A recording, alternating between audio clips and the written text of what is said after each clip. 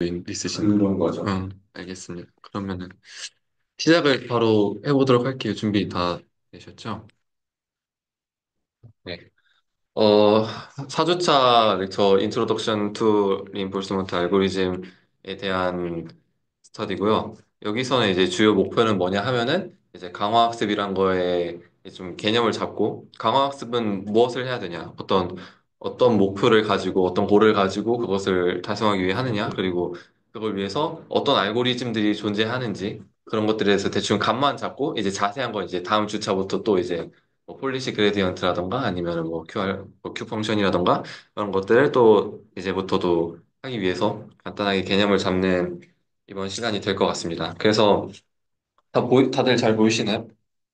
이렇게 한번 진행을 할게요. 그래서 데피니션부터 먼저 잡고서 좀 개념적인 얘기를 먼저 하고 그다음에 알고리즘 얘기로 좀 넘어가도록 하겠습니다.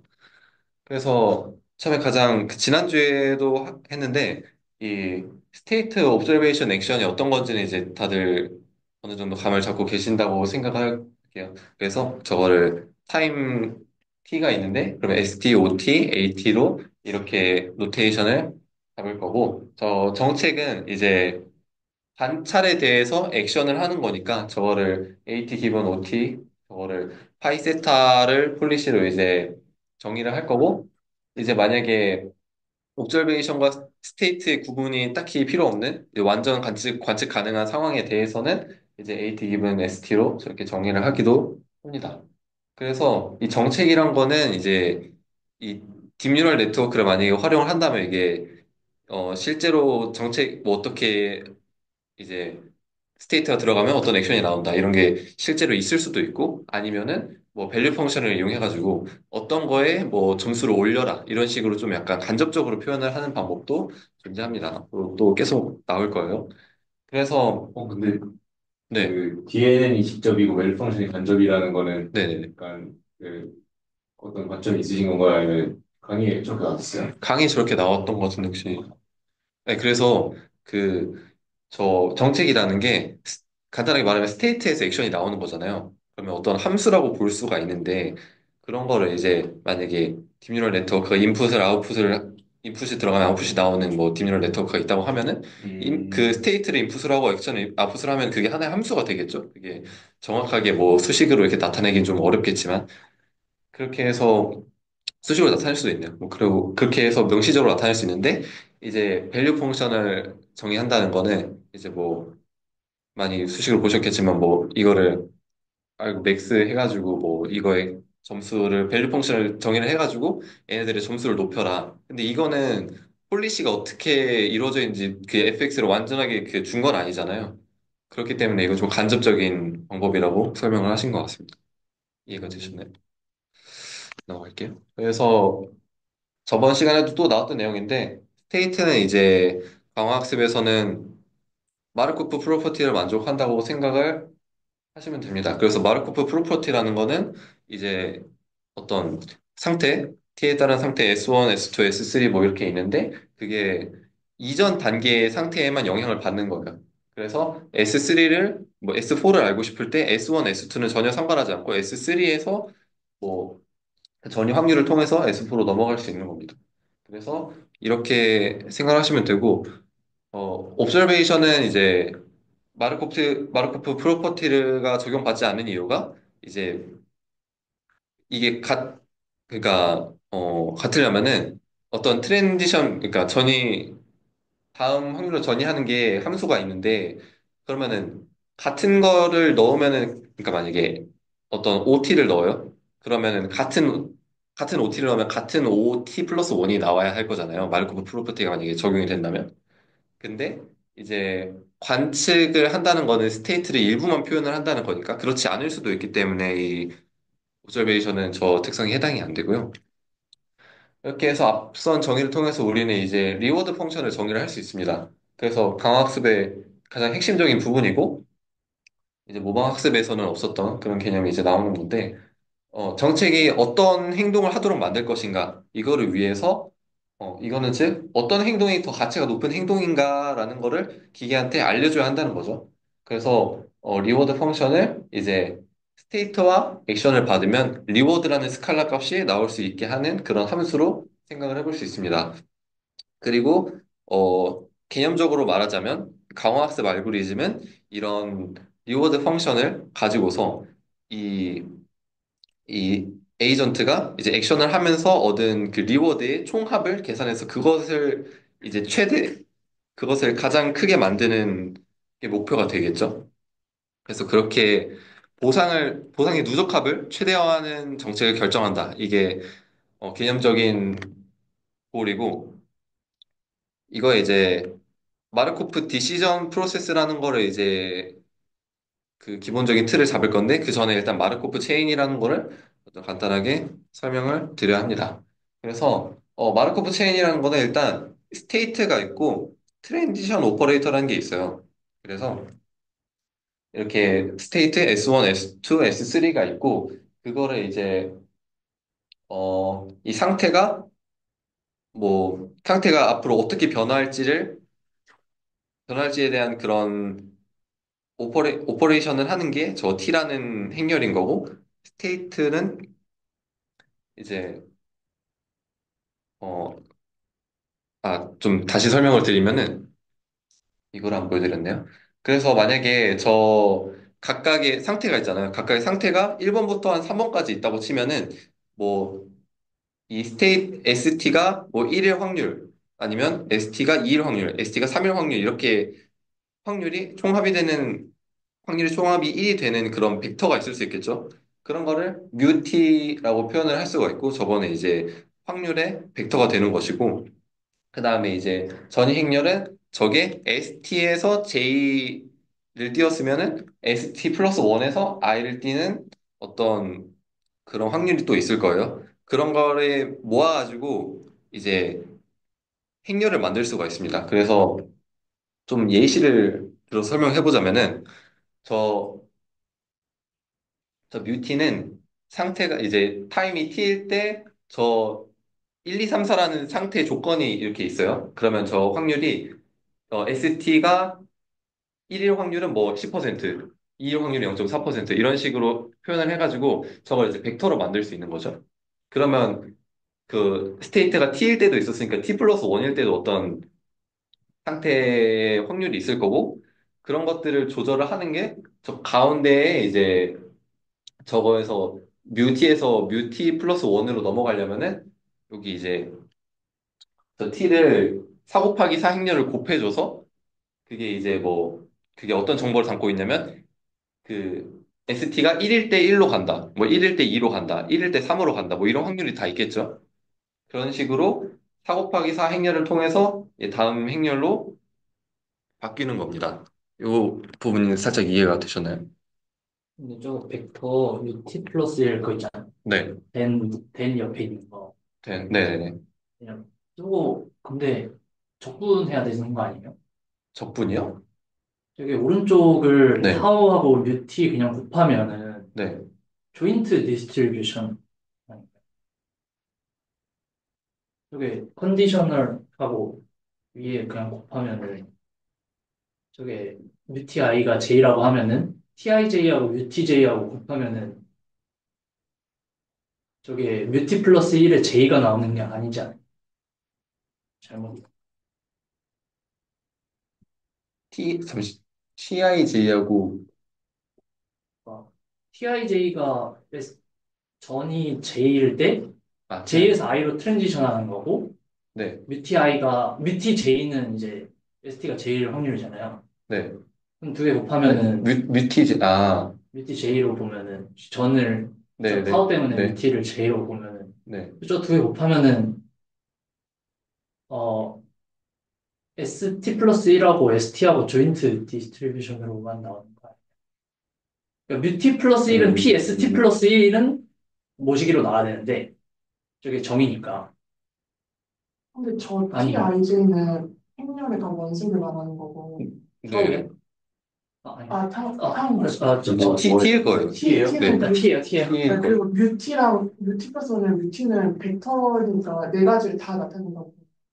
그냥 원바디는 그냥 4 곱하기 4 곱하기 매트릭스로 그냥. 저 매트릭스 곱이 아, 실제로 곱할 때는 둘 다 밑에가 I이지 않을까요? I가 오른쪽에 있을 것 아, 같아요. 그래서 저기서 뮤티하고 저 화살표 돼 있는 거는 저 네 칸짜리 저거를 다 말하는 거라서 t를 이제 행렬 곱셈을 해가지고 다음 t 플러스 1으로 전이가 되는 아, 겁니다. 플러스 원에 예. 이해되는 거예요. 저게 벡터니까 네. 서로 보면 이해했습니다. 네. 그래서 만약에 뮤티 i라고 치면 뮤티 1이라고 치면 저 0.1을 가리키는 거가 될 거고 뭐 그런 식으로 되겠죠. 네, 그런 식으로 이제 마르코프 체인이라는 거 설명할 수가 있고 그다음에 이제 마르코프 디시전 프로세스 이게 이제 강화학습을 정의할 때 중요한 건데 추가된 게 두 개가 있습니다. 액션 스페이스하고 리워드 펑션이 있는데 액션은 아시다시피 일단은 저희가 스테이트에서 액션이 나온다고 가정을 해볼게요. 원래는 옵저베이션이긴 한데 근데 스테이트에서 액션이 나오는 거고 그다음에 저 R은 소문자 R은 리워드 펑션이라고 이제 어떤 스테이트이고 어떤 액션일 때 뭐 그 실수값이 하나 나오는 거죠. 그래서 어떤 스테이트고 어떤 액션지에 대해서 보상을 각각 채점을 해주는 거고 그래서 아까는 이제 뮤티 뭐 I 이런 식으로 나왔는데 이름 뮤랑 저 엡실론 맞죠 저거 그거 아닌 것 같아요. 저 뭐라고 보시는 부르죠? 거더라. 저 X가 아니라 X에 대응이 되는 거. 저 뭐였더라? 그런 느낌이. 아, 그 사이, 하이언 그 사이. SB 사이. 할 때 맞아요, 맞아요. 그 사이였던 것 같아요. 그 사이 그러면 저거 맞아요. 그 음 뭐지? 코로나19 때 어? 그 사이가 영어로 XI라고 아시 그 리포 그래서 그거 쓰지 말라고 사람 이름이라고 WHO에 쓴 거예요. 네, 그래가지고 이제 스테이트의 벡터를 아까 정의를 했잖아요, 뮤로. 그럼 이제 액션의 벡터를 또 정의를 할 수가 있어요. 그래서 그거를 저 그 사이로 나타내고 이제 이것도 바로 예시를 좀 들면 좋을 것 같은데 그래가지고 저 T 행렬은 이제 어 S ST가 뭐고 AT가 뭐일 때 ST 플러스 1이 뭐인지를 계산해야 되는 거니까 이제 2차원에서 1차원으로 전이를 해야 되는 거니까 거의 3차원이 되겠죠, 이 예시에서는. 그래서 저걸 예시를 통해서 다시 설명을 드리면은 요거 S, A라고 돼 있잖아요. 저게 스테이트가 두 개 있고 우리가 할 수 있는 액션이 두 개라고 해봅시다. 그러면은 어, 저 예시가 뭔가 좀 음, 숫자는 좀 자세하게 생각을 하지 마시고 저거 좀 통합이 이래야 될 것 같은데 일단은 그렇게 생각해 보시고 저렇게 어떤 상태와 액션에 따른 모든 그 확률이 있다고 치면은 저 2 곱하기 2 행렬이 있으면 다음 상태는 이제 스테이트 두 개가 나올 확률이 또 이제 출력으로 나와야겠죠. 그 전이가 되려면은 2 곱하기 2 곱하기 2가 돼야 되는데 이거 이제 좀 다차원 행렬의 이제 텐서라고 부르니까 2 곱하기 2 곱하기 2 텐서가 이제 전이 매트릭스가 된다. 이렇게 설명합니다. 그리고 이거는 옵저베이션이 추가된 버전이에요. 그래서 이제 저 스테이트에서 액션이 바로 나오는 게 아니라 정책이 저 에미션 프로버빌리티라는 게 있어가지고 이제 ST에 대한 OT의 확률 이런 게 또 정의가 돼서 OT가 새로 만들어지고 그럼 정책은 이제 O에서 A를 만들겠죠. 그렇게 저 추가된 버전이 이제 Partially Observed Markov Decision Process 그 강의에서 폼DP라고 많이 불리는 그런 개념이었고 이제 그러면 저희가 이거를 통해서 강화학습의 목표를 이제 정의를 할 수 있습니다. 그래서 일단은 조금 논의를 하기 쉽게 이제 fully observed 이미 그 상태에 따라서 액션이 결정된다고 가정을 하고 그 다음에 정책을 직접 학습해가지고 그 정책에 대한 함수가 명시적으로 있다고 가정을 해볼게요. 그러면은 이제 에이전트와 엔바이먼트가 있으면은 에이전트의 이제 정책은 S를 받아서 A를 출력을 합니다. 그리고 이제 만약에 그게 심층 신경망 같은 경우에는 이제 저 세타가 나타내는 저 파라미터가 신경망이 하나하나의 그 파라미터가 되겠죠. 그래서 이 정책의 행동을 선택하면 세상엔 물리적인 어떤 법칙 같은 게 있어서 그 이전 스테이트와 액션을 받아서 그 다음 스테이트 저기서는 S 프라임이라고 저 로테이트 된 거를 이제 출력을 합니다. 그래서 이를 반복하면은 이제 처음에 초기 조건이 S1이 있을 거예요. 그 다음에 그 우리는 행동을 해서 A1이 생기겠죠. 그러면 또 그거를 행동한 거를 갖다가 세상이 변해가지고 S2가 생기고 이런 식으로 계속 시퀀스가 생길 겁니다. 그래서 그 시퀀스를 우리는 트레젝토리라고 부르기로 했어요. 궤적이라는 뜻인데 그래서 저기 보이시면 P 세타하고 안에 S1, A1 하고 저 ST, AT까지 있죠. 일단은 저희가 유한 시간 저 대문자 T 타운가? 대문자 유한 시간 대문자 T까지 있다고 가정하고 강화학습을 좀 설명을 해볼게요. 그래서 저 트레젝토리라는 거는 이제 저 PS1 저게 초기 조건이고 이제 T1부터 이제 체인 룰로 이제 곱셈이 되는 거죠. 그래서 S1을 주면은 저 정책 파이 세타가 A1을 이제 저거랑 곱해져가지고 만들 거고 A1이랑 세타가 뭐야 세타래 ST를 가지고 저 또 ST 플러스 1이 나오고 이거가 만약에 이제 T번 계속된다면 저렇게 곱셈의 연속으로 표현을 할 수가 있는 거죠. 그래서 어 이렇게 이제 음, 트레젝토리라는 걸 할 수 있는데 그러면 이제 강화학습의 목표는 이 트레젝토리에서 보상이 얼마나 나오는지 이 트레젝토리에서 나오는 보상을 모두 더해가지고 그거를 어 더해가지고 그러면 이 트레젝토리 이 보상을 갖는다가 나올 거 아니에요 정책에 따라서 그러니까 정책은 트레젝토리를 만들 수 있고 트레젝토리는 보상의 누적합을 만듭니다 그래서 이 강화학습의 목표는 좋은 트레젝토리를 만들 수 있어야 돼요 그래서 저 파라미터 세타가 이제 안에 보시면은 저거는 트레젝토리의 이 보상의 누적 합이고 그거를 최대화하는 세타를 찾아라가 리인포스먼트 러닝의 목표가 되는 겁니다. 그래서 이렇게 설명할 수 있고 근데 조금 이제 다른 방식으로 표현을 해볼 수도 있어요. 어떻게 하는 거냐면 이거를 공간을 좀 확장을 시키는 건데 아까는 조금 귀찮았던 게 S1, A1, S2, 뭐 A2 이런 식으로 번갈아 가면서 이제 곱해야 돼서 포켓몬 같은 포켓몬이요? 내가 온 왜죠? 거고 제가 온 거고 아, 맞아. 약간 턴제 같은 느낌으로 이렇게 가는데, 그냥 이거를 A1S, 어차피 그 모든, 그러니까 S에서 A를 만드는 것도 결정론적이고, 그 A에서 S를 만드는 것도 결정론적이니까, 저 AS가 그냥 한 묶음이라고 공간을 생각해 보는 겁니다. 그래서 S1, A1에서 S2, A2를 만드는 어떤 함수가 그냥 통째로 있다고 생각을 해보는 거죠.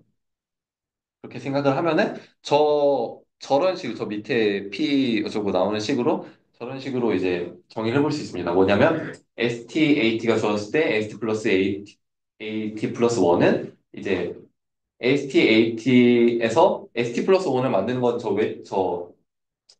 저거는 이제 세개 물리 법칙인 거죠. 그리고 저 파이 세타는 이제 저 정책이고 저거를 저렇게 정의를 할 수 있습니다. 근데 이게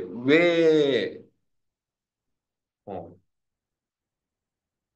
네. 그래서 저거를 이제 수식을 아까 만들었던 저 수식을 방금처럼 그 AS와 A가 결합한 상태로 한 걸로 이제 맞게 바꾸면은 저런 식이 돼요. 저게 뭐냐면은 어 이제 저 시그마를 밖으로 빼고 그러니까 저 뭐야 A와 S의 어떤 확률적인 분포에서 저거를 샘플링을 해가지고 저거에 보상의 기대값이 있을 거 아니에요. 그러면 그거를 이제 시간수로 다 더해요. 각 시간 단계에서. 그거를 더한 거가 어차피 아까 이제 보상의 누적합이랑 똑같으니까 그거를 최대화하는 이제 세타를 찾자는 거죠. 그래서 사실 같은 말이고 이거를 왜 이렇게 바꿔야 하냐, 왜 A랑 S를 왜 합쳐야 되는지 아직은 좀 뭔가 요상하게 들리는데 이거는 이제 왜냐하면은 뒤에 가서 이제 무한 시간을 가정할 때 좀 유용하다고 합니다. 그래서 여기까지 좀 이해가 되셨나요? 아까 친구는데 아까 네. 곱셈이었던 것 같은데 사실 덧셈이요. 여기서는 덧셈이랬죠. 어, 쌤, 그러니까 아까는 분명이라서 음, 아, 여기가 아니지, 여기가 아니지. S랑 A를 합해서 보면 A가 S에게 결정론적으로 정해진다고 생각하고 합해서 보면 네. 덧셈이네요. 이게 덧셈이군요. 여기도 더 셈. 여기로 더 셈이고, 달라지는 건, 아니, 이게 지금 달라지는 거는, 뭐야, 이거 달라가지고. 저 위에가 아마 원래 거고, 밑에가 그 아, 새로 나온 거예요. 그래가지고 예전에는 트레젝토리라는 거를 이제 그냥 우리는 그냥 궤적이 있어. 궤적의 확률 분포 이렇게 모호하잖아요. 그렇게 해가지고 궤적을 하나 뽑아. 그런 다음에 그거의 보상의 누적합을 구해라고 말하는 거랑 이제 밑에는 각 단계에서 이제 S1A1이 가질 수 있는 보상의 기대값을 T가 1일 때의 기대값, T가 2일 때 기대값, 이걸 이렇게 다 더하라는 거예요, 시간 단계에서. 그래서 말하는 게 살짝 다른 겁니다. 그러니까 그 개별 하나를 추출할 때 음, 사람의 인생 하나를 추출하느냐가 그거고 네, 아래는 이제 네, 그 각 사람의 음, 하루하루를 추출하는 그런 게 이제 아래에 있는 네, 거라고 이제 이거는. 네. 그래서 이런 식으로 네, 정리를 할 수 있을 것 같아요. 여기가 근데 중요해가지고 혹시 저도 많이 아는 건 아니지만 다 같이 얘기를 해볼 수 있으면 좋을 것 같습니다. 뭔가 어려운 부분이 있다면. 저거 할 때 옵서베이션을 고려를 안 하는 형태로 음, 식이 된 이유가 있나요? 어, 논의하기 편하게. 일단 사실 근데 오브저베이션은 이제 S에서 O로 가는 그 함수만 있으면 그냥 정의가 되는 거니까 그냥 이거를 개념적으로 구성할 때는 딱히 필요 없다고 이제 한 것 같습니다. 그래서 과정이 계속 이어져 있는 것 같고 다음으로 넘어가도 괜찮을까요? 그래서 다음은 무한의 범위로 이거를 늘려볼 겁니다. 그래서 만약에 이제 저희가 t가 무한대인 상황을 가정하면 어떤 일이 발생하냐면 이제 만약에 t가 무한대예요. 그러면 매 순간마다 평균적으로 한 1만 보상을 받아도 무한대가 됩니다. 그리고 뭐 2를 받아도 무한대가 돼요. 그래서 누적 합끼리의 비교가 안 되잖아요. 그러면 정책을 찾을 수도 없고 그렇기 때문에 우리는 새로운 좀 방법이 필요한데 그 중에서 하나가 이제 평균을 내는 방법입니다. 그래서 이게 좀 강의에서는 뭐 그렇게 일반적인 방식은 아니라고 해요. 근데 이제 좀 논의하기 좀 괜찮았나 봅니다. 그래서 평균을 내는 방식을 좀 생각을 해볼 건데 어 그러면 이제 만약에 무한할 때 평균이 뭐일까를 생각해 보면은 저희가 이런 상황을 생각해 볼 수 있어요. 어떤 보상의 어떤 시퀀스가 뭐 1, 2, 3, 3, 3, 3, 3, 3, 3, 3 해가지고 무한대로 계속 3이에요. 그러면 평균이 3에 수렴을 하겠죠. 그럼 만약에 뭐 5, 6, 3, 3, 3, 3 하면 이것도 3일 거고 만약에 1, 2, 4, 4, 4, 4 하면은 이거는 4일 거고 그러니까 그 중요한 게 뭐냐면 이 무한대에서 평균을 내는 방식으로 얘네를 비교한다고 하면은 얘네들이 어디에 수렴하는지가 가장 중요할 거예요. 그래서 그래서 얘네가 수렴을 하면은 그 수렴한 값을 가지고서 우리 보상의 기대값이라고 생각을 해볼 수 있을 텐데, 근데 그게 문제가 있죠? 왜냐면은 이게 수렴을 할 것인가 과연? 이거를부터 논의를 해봐야 되는데, 그러면은, 어, 뮤라는 거를 먼저 생각을 해보겠습니다. 그러면은 이 뮤라는 건 뭐냐면, 이 S랑 A의 확률 분포예요. 근데 이게 스테이셔너리 디스트리뷰션이라는 거는 이제 어떤 뭘로 수렴을 한다는 거죠. 수렴하는 디스트리뷰션이 있는가? 만약에 수렴하는 디스트리뷰션이 있다고 하면은 저거는 전이행렬 t를 곱했을 때도 여전히 뮤가 나올 거예요. 그러면은 어, 저 뮤는 이제 t에 대해서 아이겐밸류 1을 가지는 아이겐벡터가 되는 거죠.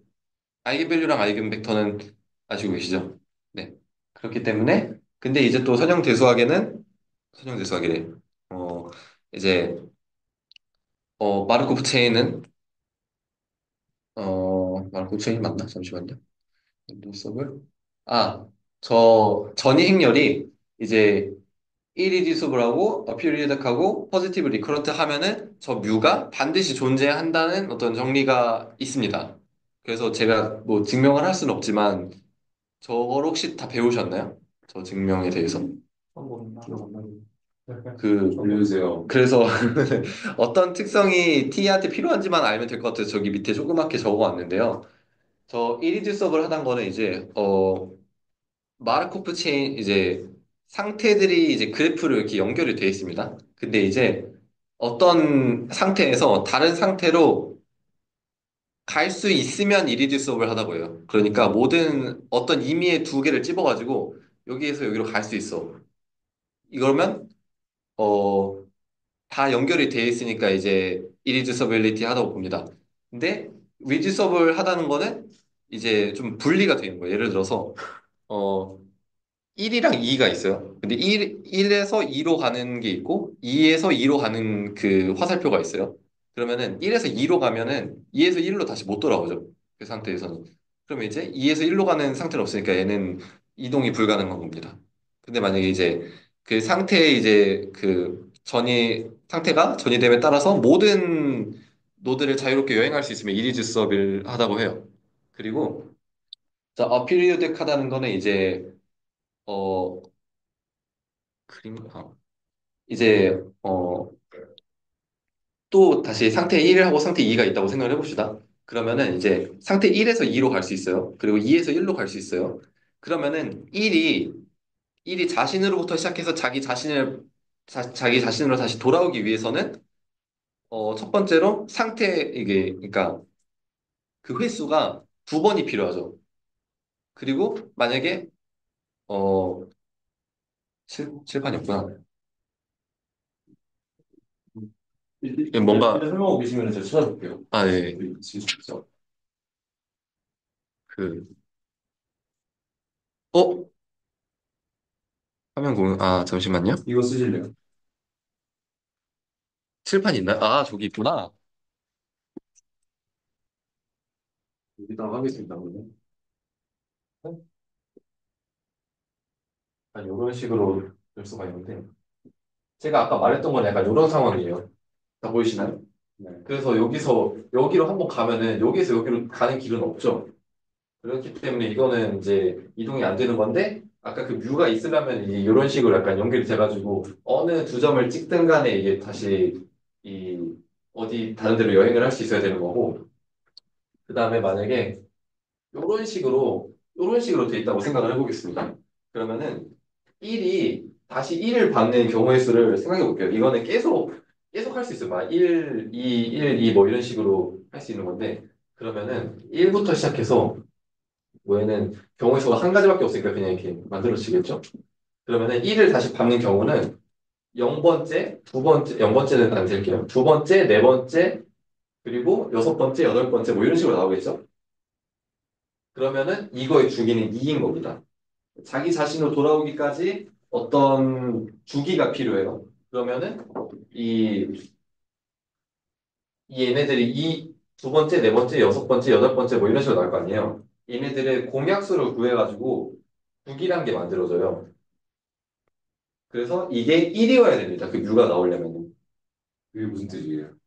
어, 그러니까 어떤 경우가 또 있을 수 있냐면 이런 거 말고 이제 요렇게 생긴 게 있을 수 있어요. 2에서 2로 가는 게 있는 거죠.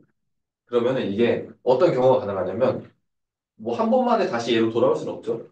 근데 S1에서 다시 S1으로 돌아오는 경우는 두 번 여행해서 여기로 오는 게 있을 수 있고 한 번, 두 번, 세 번에서 여기로 올 수 있고 한 번, 두 번, 세 번, 네 번 이렇게 해가지고 2, 3, 4, 5 뭐 이런 식으로 있을 거 아니에요. 그럼 얘네들의 공약수를 구해보자면 이거는 공약수가 1이죠.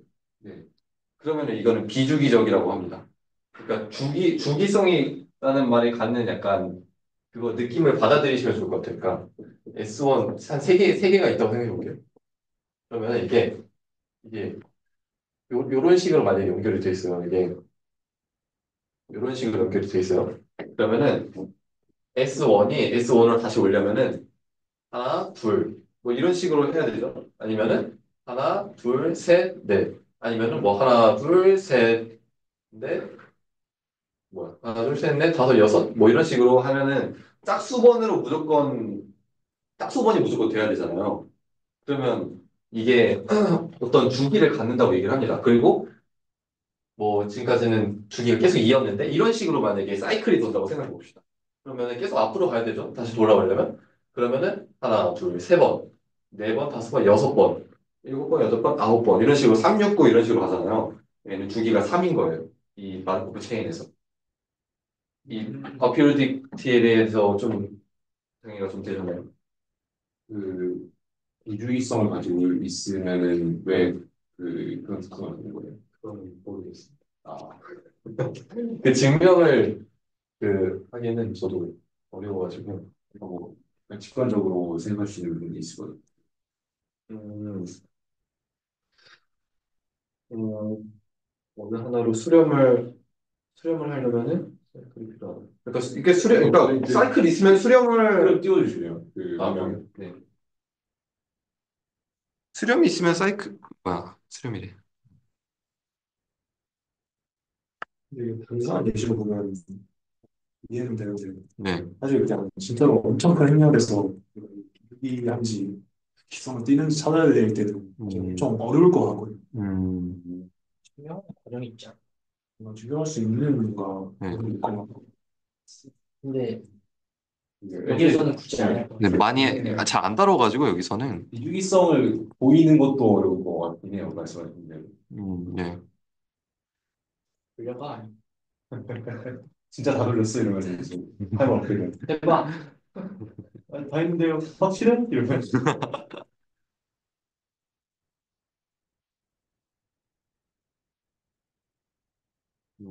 왜 이러지? 아, 이런.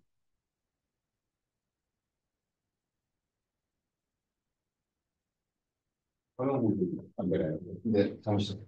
정리하겠습니다. 아, 고속도로 수령한다는 게 약간 평균값이 존재한다는 거랑 비슷한 개념인 거잖아요.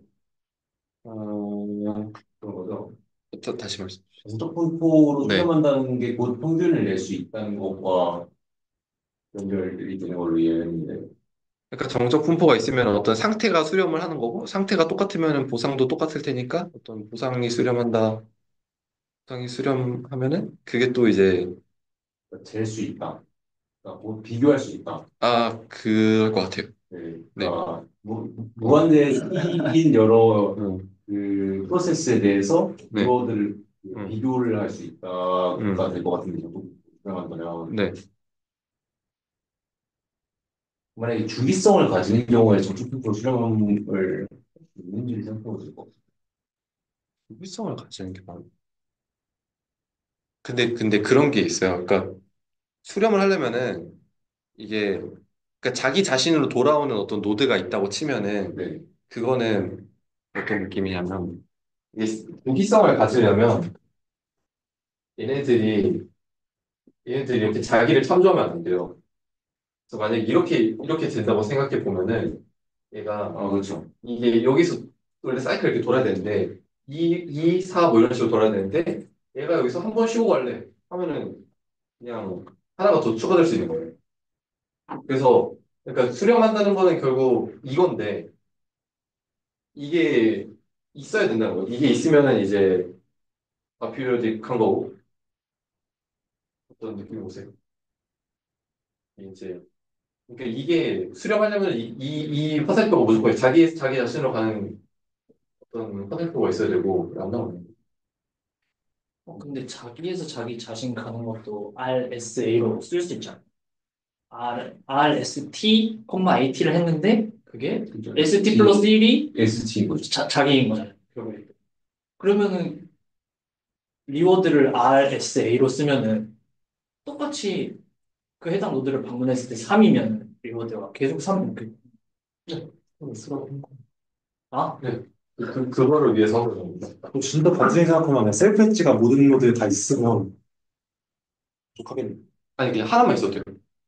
그러니까 방금 그게 있었잖아요. 연결성이 있다고 했잖아요.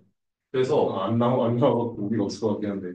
그러게. 네, 이거 가르치고 있죠. 그러니까 이게 여기 두 개만 있는 거 보시면 됩니다. 그러니까 이게 다 여기서 여기로 그러니까 연결성이 있으니까 어떤 노드에서 어떤 노드로 갈 수 있는 확률이 존재한다는 거잖아요. 아, 네. 그러면은 여기가 뭐 어떤 여러 개 이렇게 있어도 만약에 자기를 참조하는 노드가 만약에 있어요.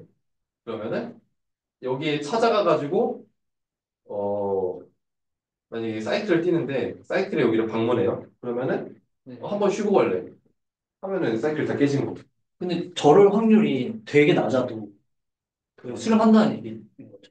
그러니까 저 노드에 갔는데 자기 네. 자신 어떤 액션을 했을 네. 때 자기 자신 그러니까 어떤 액션을 한다고 무조건 자기 자신이 되는 거 아니잖아요. 확률이니까. 왜냐면 여기를 확률로 네. 더 프렌디션 펑션이니까 아니 음. 그 프로버빌리티니까 네네네, 맞아요. 그러면은 저 만약에 저 값이 0.01 뭐 이렇게 되게 낮은 맞아. 수라고 해도 응. 저 이제 이론에 따르면은 그냥 수렴한다. 음. 즉 t가 무한대가 되면은 응. 수렴한다 이 뜻인 거죠. 근데 약간 네, 맞아요. 이런 뜻인 것 같아요. 그러니까 무한 시간이 있다고 가정을 하니까 언젠가는 여기에 가서 네가 여기 수렴을 할 것이다.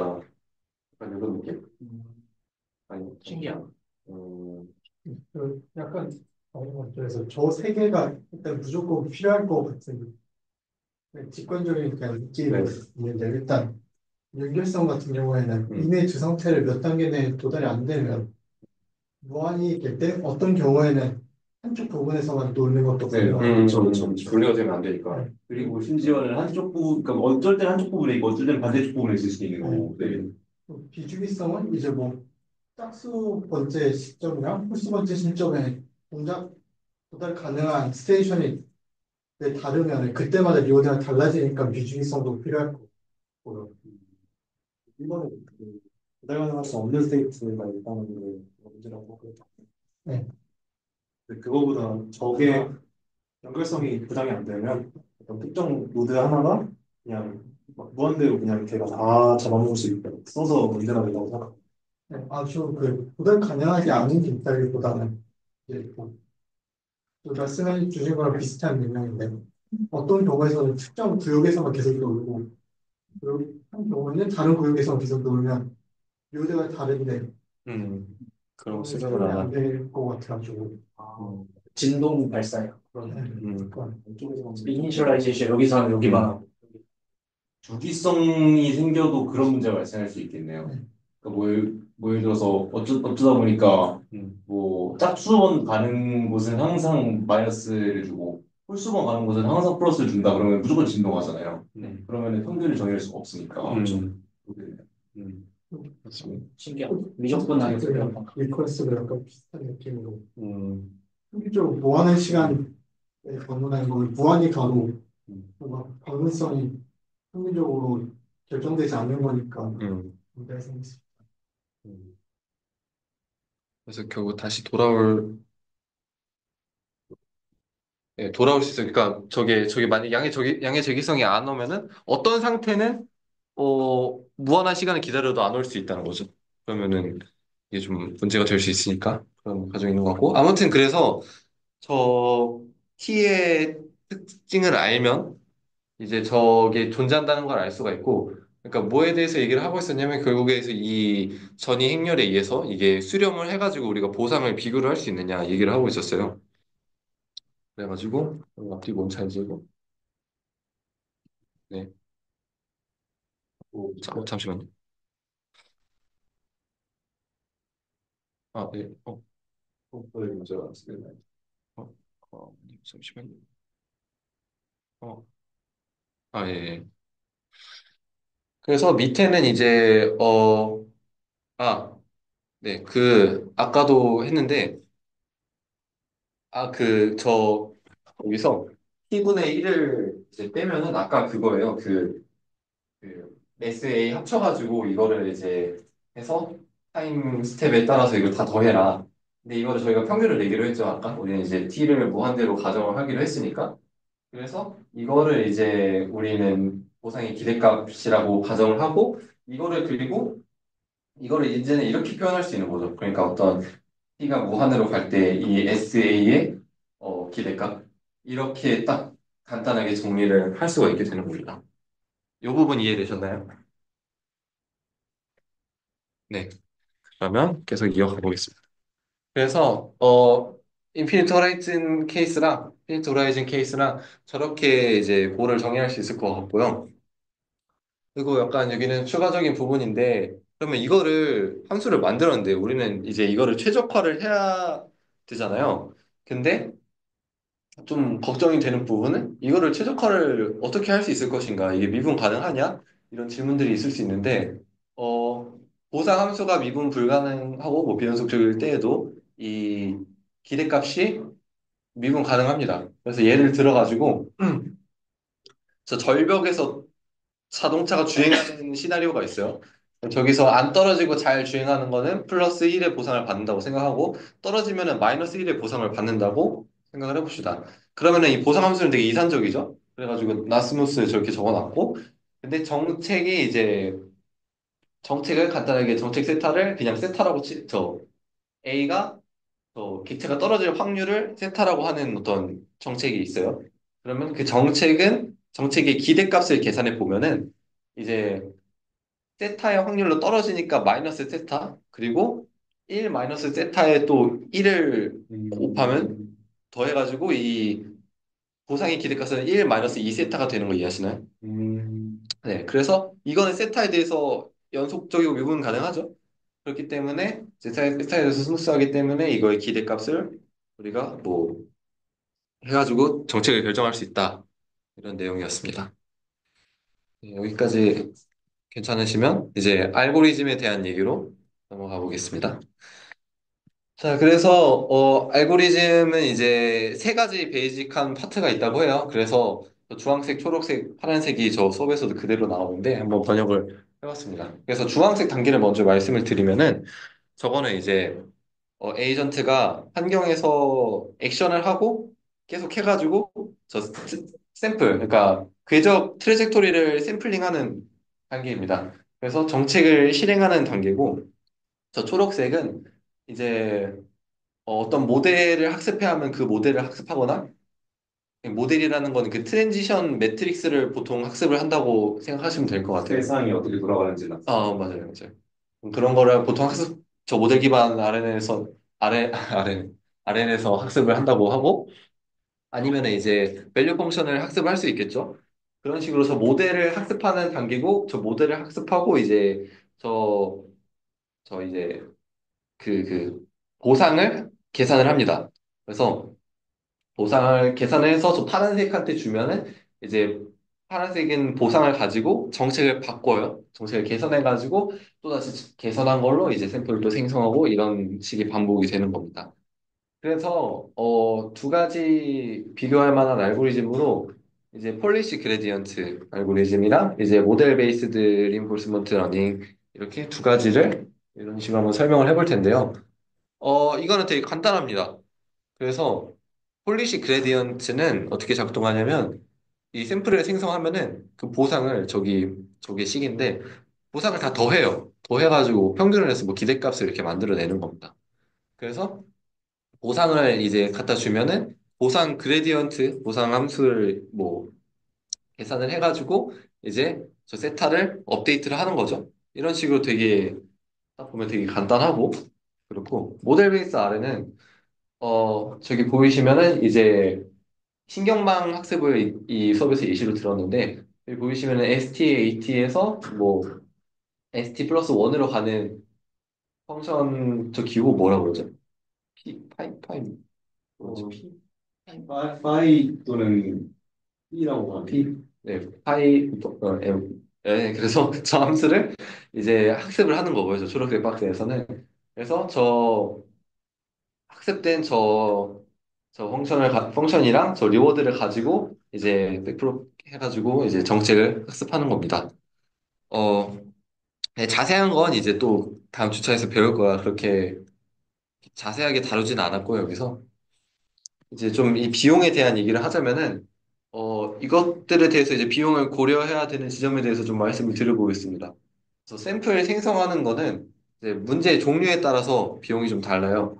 그래서 만약에 현실에서 로봇을 움직이는 강화학습 알고리즘이다. 그러면은 이게 뭐 하나의 궤적을 만드는데 실제 시간이라는 비용도 들 것이고 아니면 뭐 어쨌든 비용이 더 들겠죠. 근데 뭐 컴퓨터 속에서만 하는 시뮬레이션이야. 그러면은 이제 상대적으로 비용이 더 적을 것이고 이런 것들을 고려를 해볼 수가 있고 저 모델 학습 저 부분에도 이제 단순히 그냥 이제 샘플링을 해서 나온 거에 이제 보상을 다 누적합을 구해가지고 하는 거는 뭐 간단하겠죠? 근데 신경망을 학습하는 거는 비쌀 것이고 정책 계산도 마찬가지로 단순히 보상함수의 그레디언트를 계산해가지고 역전파하는 거는 그러니까 말하자면 얘네는 쉽고 저렴하고 아 뭐야 아니네 얘네는 쉽고 좀 저렴한 편이고 이렇게 신경망을 학습을 해가지고 정책을 학습하려고 하면은 좀 비싸다 이런 게 있고요.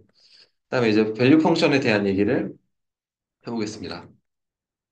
그래서 저희가 이제 어 기대값을 구해가지고 이것을 이제 최대화하도록 이제 만들어야 되는데 이거를 이제 전개를 하면은 이런 식으로 만들 수가 있어요. 저 식이 뭐냐면 S1의 확률 분포에서 S1을 가져다가 이제 가지고 그 다음에 정책에서는 이제 저 S1 A1 기본 S1에서 A1을 뽑아다가 이제 S1에 대해서 저 보상을 계산한다는 건데 저는 여기는 사실 정확하게 이해는 잘 못했거든요.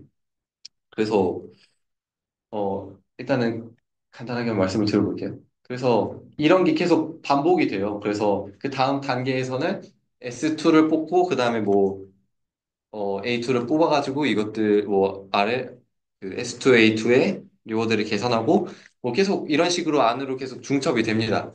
그래가지고 이런 거를 되게 복잡하게 하는 거를 간단하게 바꿀 수 있는 방법은 저 안에 거를 통째로 이게 재기적이니까 통째로 그냥 어떤 함수다라고 생각을 해버리는 거예요. 그래서 저 안쪽에 저 아까 처음에 가려졌던 한 요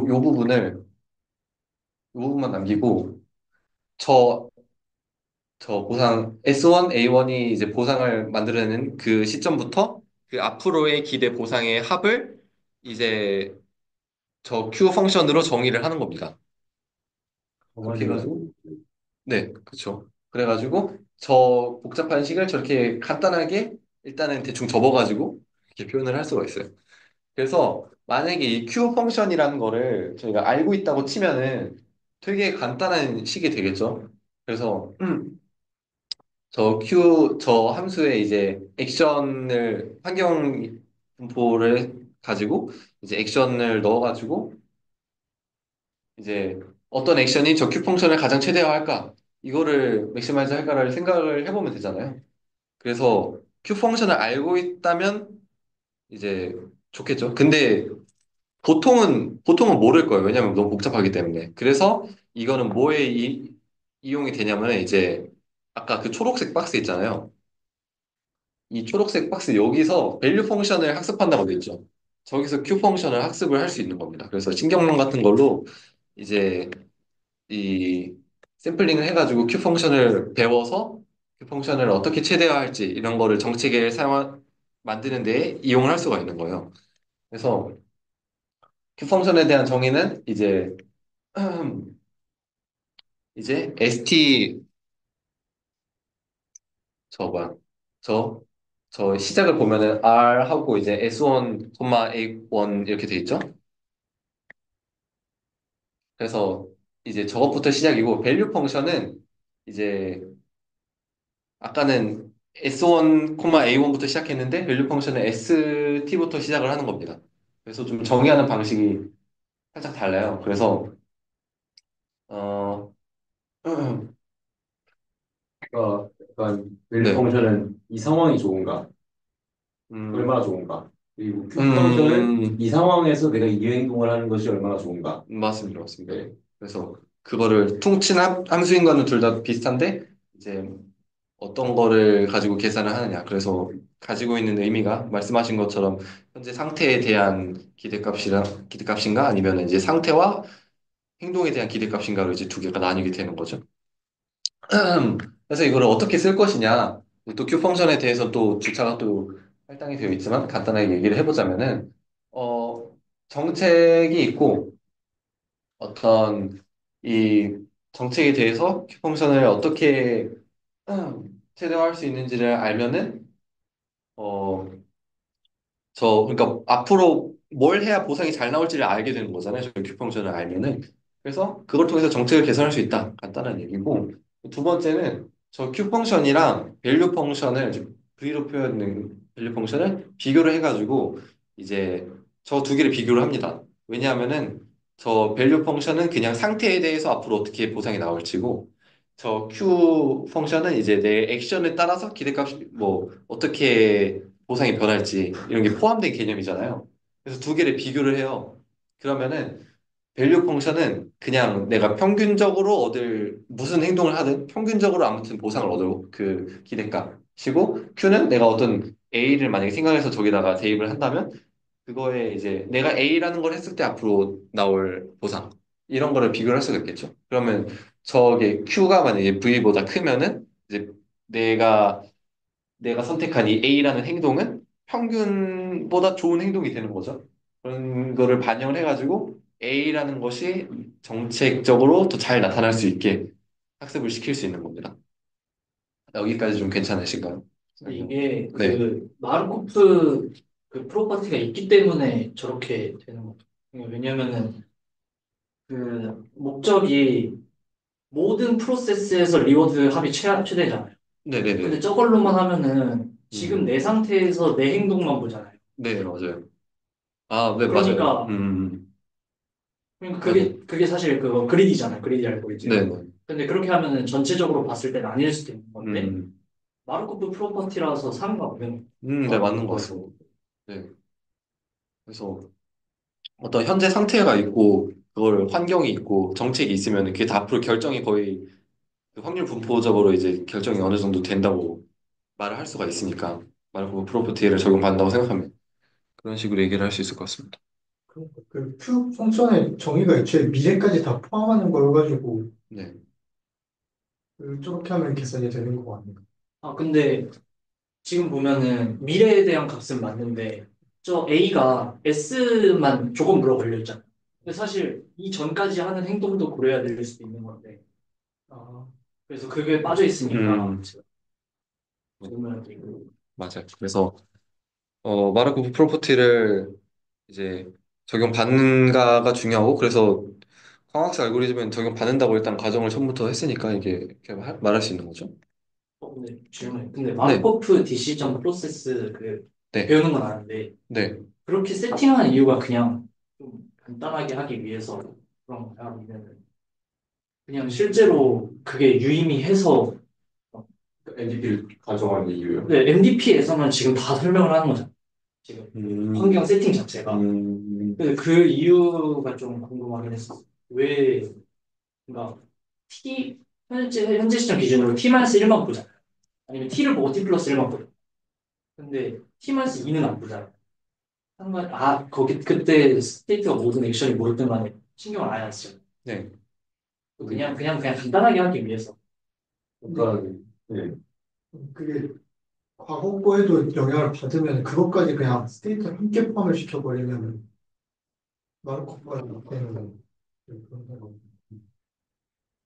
스테이트라는 거를 지금 딱 현재 이것만 하는 게 아니라 과거부터 했던 모든 거와 현재를 스테이트로 정의하는 아, 근데 그러면 스테이트 종류가 무한대가 되지 않아요?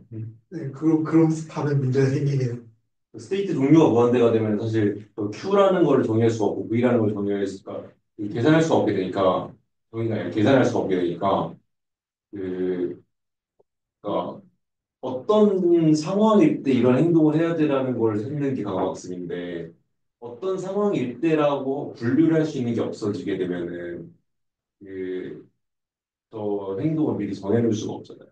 음, 그러니까 예를 들어서 뭐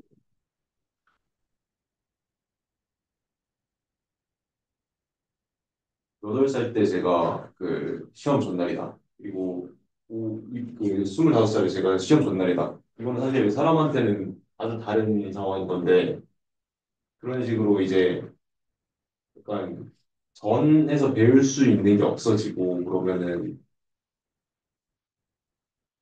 그 강화학습 자체를 할 수가 없지 않나 싶었어요. 그러니까 이제 그 전에 난 어떻게 했었지라고 생각을 했을 때 지금이랑 같은 사람 상황이 하나도 없었네 라고 돼버리면 강화학습을 할 수가 없잖아요. 이해가 잘 안 가. 애초에 질문이 뭐였죠? 제 질문은 그냥 전전은 안 보고 전만 보는 이유. 저는 약간 이런 말씀해 주신 게 맞는 것 같은 게, 막 물론 무한대까지 뒤로 보내면 당연히 무한대겠지만 뭐 일정만큼만 볼 수 있잖아요. 그것도 그냥 다 스테이트라고 그렇게 정의를 한다고 생각을 해요. 전 스테이트가 다 스테이트 포함. 이전에 많은 스테이트들의 어떤 정보를 다 가지고 있다. 그냥 정의하기 나름이니까 사실상 얼마나 메모리 기억을 하냐의 문제가.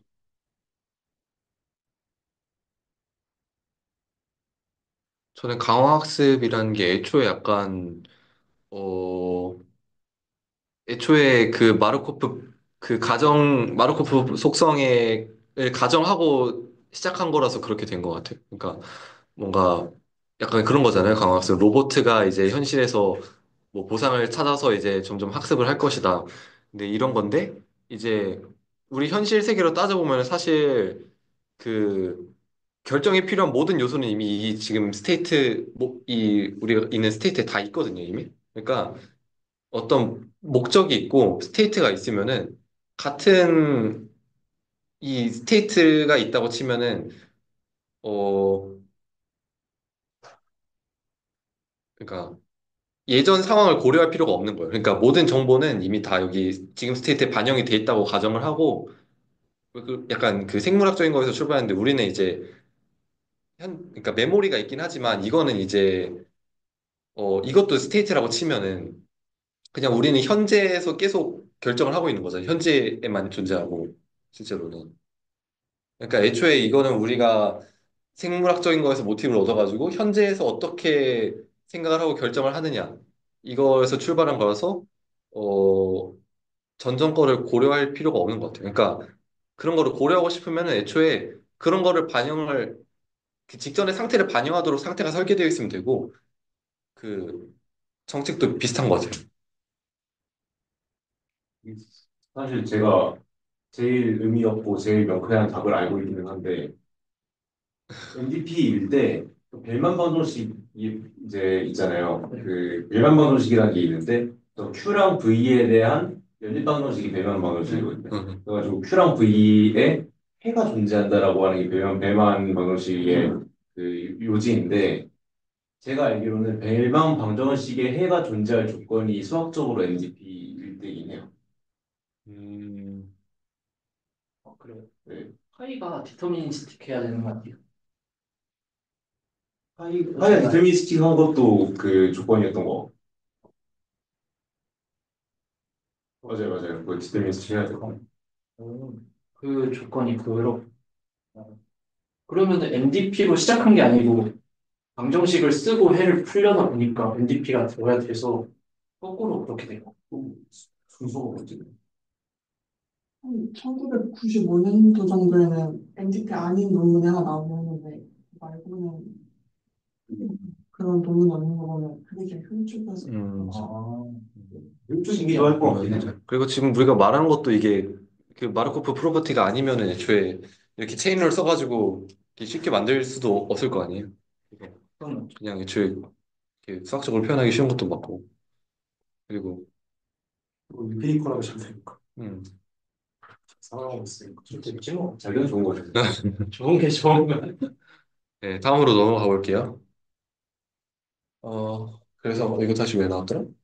그래서 네, 그 Q 펑션이랑 밸류 펑션의 이 초록색 부분에서 학습을 할 수 있다는 얘기고, 뒤에서 이제 알고리즘의 종류에 대해서 좀 간단하게 좀 약간 쉬어가는 타임일 수도 있는데, 간단하게 좀 읊어보도록 하겠습니다. 그래서 네 가지를 소개하고 있어요. 그래서 첫 번째는 폴리시 그레디언트고, 이제 목적 함수의 그레디언트를 직접 계산해가지고 반영을 한다. 이런 거고, 밸류 베이스드는 이제 정책의 이제 밸류 펑션, 그 펑션을 이제 모델로 학습을 해가지고 이 함수들을 가지고 정책을 만든다는 개념인 거고, 어, 네. 그리고 액터 크리틱은 위에 폴리시 그레디언트랑 밸류 베이스들을 결합을 해가지고 밸류 펑션을 학습을 한 다음에 그걸 가지고 정책 그레디언트를 계산한다고 하는데, 솔직히 정확히 뭔 말인지는 잘 모르겠습니다. EMI. 그래서 두 가지를 좀 결합한 버전이라고 하면 될 것 같고, 모델 베이스드는 보통은 그 좀 다양한 버전이 있을 수 있겠지만 트랜지션 모델을 추정을 한다고 해요. 그 딥뉴럴 네트워크 같은 걸로 추정을 해가지고 이제 그거를 가지고 되게 다양하게 해볼 수 있습니다. 그래서 모델 베이스드 강화 학습에 대해서 먼저 설명을 드리면은 뭐 전이 학습을 보통은 저 초록색에서 학습을 한다고 하고, 그거를 가지고 이제 여러 가지를 해볼 수 있어요. 뭐 그 강의에서 체스의 예시를 들었는데 체스의 어떤 그런 거 그 동료 같은 거를 학습을 시켜가지고 어떻게 해라 뭐 알고리즘을 직접 제시를 할 수도 있고, 아니면은 그거를 가지고 이제 뭐 밸류 펑션을 구할 수도 있고 그 모델에서 이거는 좀 수학적으로 좀 얘기가 좀 필요하지만, 그리고 세 번째는 가치 함수랑 Q 펑션을 이제 그 모델이라는 게 좀 어떤 그러니까 환경에 대한 감이 잡힌 거잖아요. 저 모델이 있다는 거는 그거를 가지고 가치 함수, Q 함수를 또 학습을 시킬 수 있고, 아니면은 또 여러 가지를 해볼 수 있다고 합니다. 그리고 밸류 펑션 알고리즘은 저 계속 말했듯이 저 V 밸류 펑션이랑 Q 펑션을 학습을 시켜서 그거를 가지고 저거를 최대화하는 정책을 찾아라. 파란색이 그냥 좀 대충 저렇게 적어놓은 거고, 다이렉트 폴리시 그레디언트를 계산한다는 거는 아까도 잠깐 소개를 드렸지만 저 보상의 누적합들을 다 계산을 해가지고 정책에 이제 역전파를 시키든가 해가지고 저 파라미터를 좀 고칩니다. 그래가지고 저 파라미터를 계속 바꿔나가면서 저 사이클을 도는 거고요. 액터 크리틱 같은 경우에는 이제 저 초록색 부분에서는 밸류 펑션을 학습을 하고 밑에서는 그거를 갖다가 저 큐 펑션을 가는 거 가지고 이제 세타를 조금 고친다 뭐 이런 개념이고, 네, 이제 간단하게 좀 약간 머리에 넣어두시기만 해도 괜찮을 것 같습니다. 그래서 바로 다음으로 넘어가 볼게요. 이제 알고리즘에 뭐를 선택해야 하는가 좀 고려할 사항들에 대해서 얘기를 해볼 텐데, 이런 게 있습니다. 그래가지고 강화학습 알고리즘이 굉장히 많습니다. 근데 왜 많은가? 모델별로 이제 우리가 강화학습을 쓰는 예시들이 굉장히 많은데 그 예시들에 따라서 조건에 따라서 어떤 좋은 알고리즘이 매번 달라지기 때문이고, 그 좋은 알고리즘이라는 걸 결정하는 건 무엇인가 하면은 이제 이런 단계들이 있는데요. 첫 번째로 이제 샘플 효율성이라는 게 있는데 학습을 위해서 샘플이 얼마나 필요할 것인가, 그리고 안정성과 사용 용이성, 그 파라미터가 너무 많은 그런 모델이 있을 수도 있고, 아니면 파라미터가 좀 간단하게 표현이 될 수도 있고, 이거를 어떤 방식으로 학습해서 조금 더 안정적으로 우리가 원하는 최적의 방향에 잘 학습을 할 수 있을 것인가, 이런 문제가 또 있을 수 있고, 또 어떤 환경에 대한 가정이 또 각각 문제마다 다를 수 있습니다. 문제 상황마다 이게 조금 더 어떤 뭐를 똑같이 해도 뭐 어떤 확률적인 환경이 있을 수 있고, 아니면 이제 뭐를 하면은 딱 결정적으로 나오는 그런 환경이 있을 수 있고, 아니면은 내 결정의 폭이 이산적이다 아니면 연속적이다 이런 가정도 중요하고, 유한 시간이냐 무한 시간이냐 이런 것도 중요하고요. 그리고 또 정책을 학습하기 쉽냐 아니면 뭐 모델을 학습하기 쉽냐 뭐 이런 것들이 많이 고려가 돼야 됩니다. 그래서 하나하나 살펴보면 이제 샘플 샘플 효율성에 대해서 얘기를 해봅시다. 그래서 오프 폴리시 알고리즘이랑 온 폴리시 알고리즘이라는 게 있는데요. 정책이 바뀌면은 샘플을 다 버리고 다시 정책에 대해서 샘플을 생성을 해야 돼요. 그게 온 폴리시고, 오프 폴리시는 정책이 바뀌든 뭐든 일단은 샘플을 예전에 모아둔 것까지 다 계속 이렇게 누적해가지고 계속해서 사용이 가능합니다. 그래서 예를 들어서 뭐 폴리시 그레디언트 알고리즘은 이게 뭐 딥러닝 네트워크 같은 거를 생각해 보면은 이제 정책이 좀 고쳐져요. 그러면은 이 정책에 대해서 이게 보상을 어떻게 얻는지를 새로 또 학습을 해야 되죠. 그래서 정책이 바뀔 때마다 샘플을 다시 얻어야 되는 그런 언폴리시 알고리즘이라 할 수 있는데, 우리가 언폴리시랑 오프폴리시를 알고리즘의 종류에 따라서 이렇게 구별을 해보면은 이렇게 됩니다. 이거는 어, 뭐 이렇다고 하는데 자세한 설명은 좀 불필요한 것 같고, 근데 이거 효율 낮은 거를 안 쓰면 되지 않냐? 무조건 높은 게 좋지 않냐? 하는데 그런 건 아니고요. 샘플 생성하는 게 큰 비용이 안 들면은, 별로 이 샘플 에피션시를 별로 신경을 안 써도 됩니다. 그래서, 어, 그냥 뭐 시뮬레이션을 돌리는 상황이다. 그러면은 그냥 정책 업데이트 뭐 딥러닝 하듯이 해가지고 정책 업데이트를 하면 되죠. 그런 식으로 고려를 하는 상황이 있을 수 있고, 다음 안정성과 사용 용이성에 대한 얘기인데요.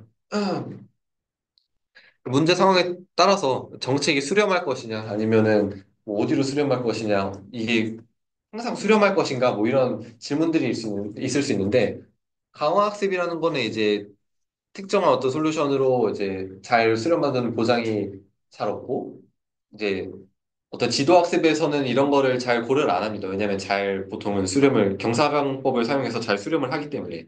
근데 우리는 이제 보통 픽스드 포인트 알고리즘이라고 해가지고 어떤 고정점 알고리즘이라고 해서 어떤 거를 딱 선택을 해요. 그러면 그 선택한 점에 이제 펑션을 구해가지고 아 이거는 여기구나. 그럼 내가 이쪽으로 가야지 하면서 하나를 찍어보고 아 여기가 아니구나. 또 그다음에 또 찍어보고 이런 식으로 점을 하나씩 찍어보면서 이동을 하는 방식입니다.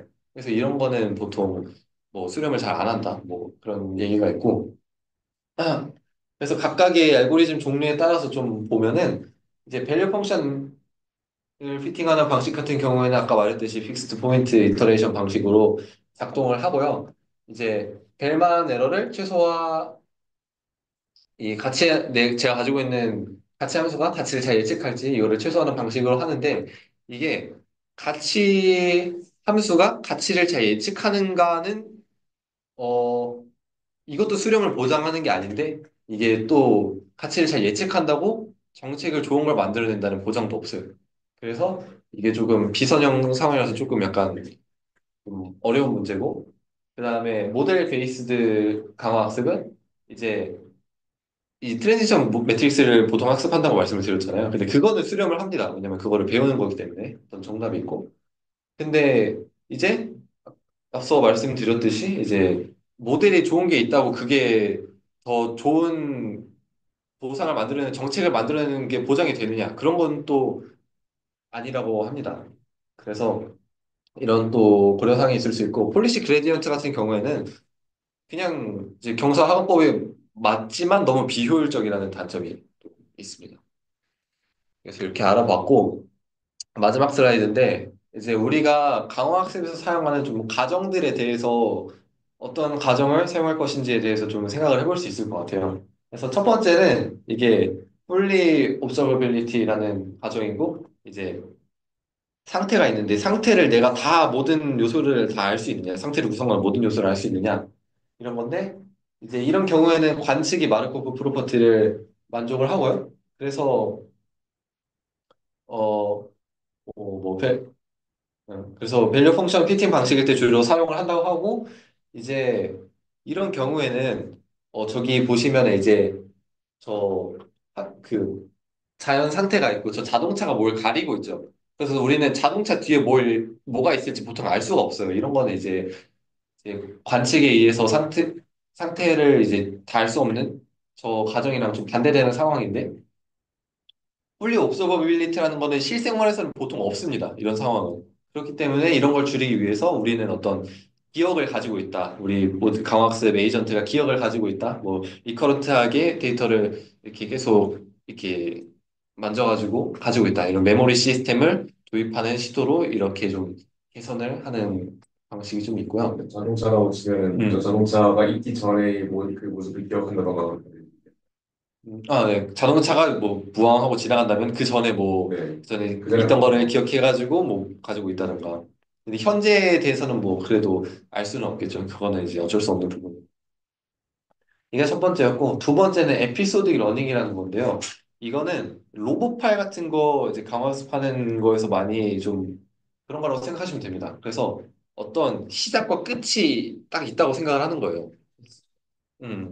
그래서 실제로는 아니죠. 로봇팔이 뭐 아까 뭐 2시에 이거를 이렇게 학습을 하고 이제 저녁 8시에 이걸 학습하고 이거는 실제로는 타임이 다르지만 별로 중요하지 않잖아요. 그래서 우리는 같은 시공간에 대충 있다고 생각하고 가정을 하고 학습을 진행을 하는 겁니다. 그래서 어, 완전히 순수한 폴리시 그레디언트 방식을 보통 방식에서 에피소딕 러닝을 많이 사용을 한다고 하고요. 왜냐면은 저거는 되게 이거를 해보고 다음에는 이렇게 해야지 하면서 시행착오를 겪는 시스템이기 때문에 저 과정을 안 하면은 만약에 시간이 무한대라고 하면은 되게 참담하겠죠. 이게 그런 게 필요한 거고 모델 베이스드 방학습에서 사용하기도 한다고 합니다. 그리고 이제 컨티뉴티, 뭐 스무스니스 이런 가정도 있을 수 있어요. 그래서 모델 베이스나 밸류 펑션 등 이제 어떤 함수에 대해서 우리가 알 수 없는 함수에 대해서 좀 학습을 해야 될 때는 이런 게 중요하기 때문에 이렇게 일단은 가정을 합니다. 네, 실제 생활과 좀 다를지라도.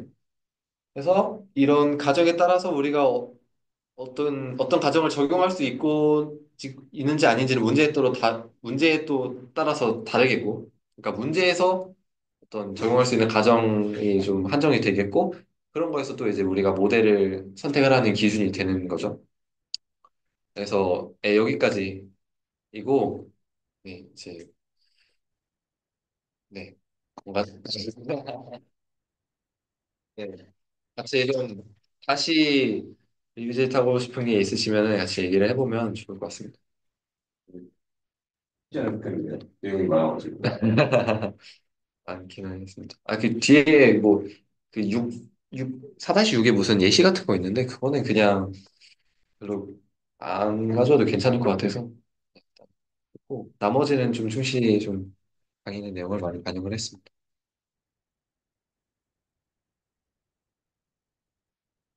그래서 더 논의를 나누고 싶은 부분이 있으실까요?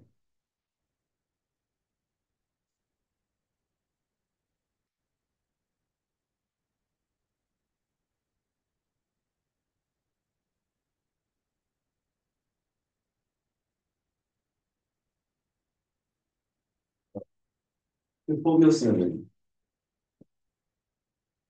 너무 어렵게 가르치는.